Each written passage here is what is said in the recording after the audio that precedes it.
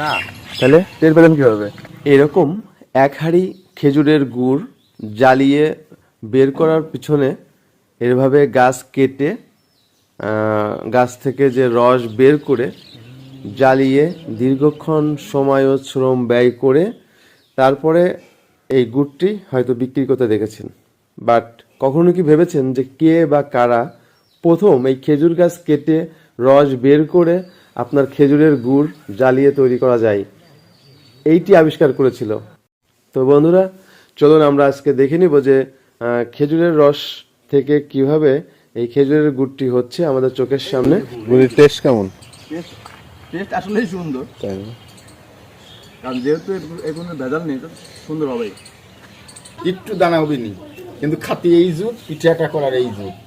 আর এই খেজুরের যে জ্বালানো রস, এটা খেতেও কিন্তু অনেক সুন্দর বা মিষ্টি বা অনেক টেস্টি লাগে। খেজুরের রস একরকম, এই গরম যে রস এটার কিন্তু মানে একটা ব্যতিক্রম একটি টেস্ট রয়েছে। আপনারা সুযোগ থাকলে খেয়ে দেখবেন, ভালো লাগবে।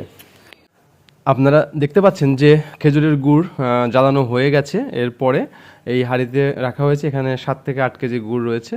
তো আসলে এই যে গুড়ের প্রস্তুত প্রণালী, এই ব্যক্তিটি এসেছেন রাজশাহী অঞ্চল থেকে। তো উনি এই যারা গৃহস্থ বা যারা এই গাছের মালিক, তাদের সাথে আসলে সেই গৃহস্থ 6 দিন আর চোরের 1 দিনের মতো চুক্তি।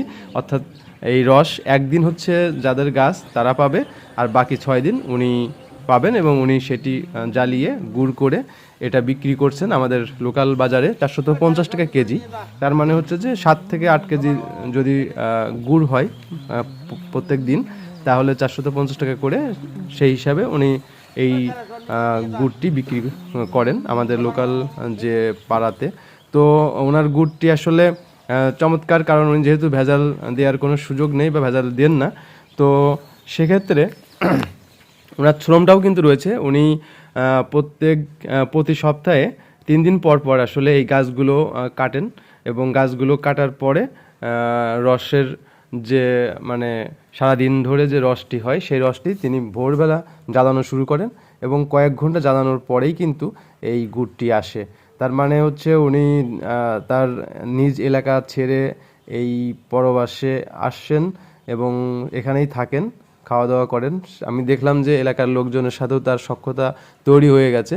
আর এই খেজুরের গাছ আমাদের এলাকায় যে গাছগুলো ছিল প্রায় 20টা মতো, মানে 2টা বাড়িতে, তো এরা কিন্তু এমনিতেই গাছগুলো পড়ে থাকতো। তো উনি এসে আসলে প্রস্তাব দেওয়ার কারণে যারা গাছের মালিক রাজি হয়েছেন, এবং সেই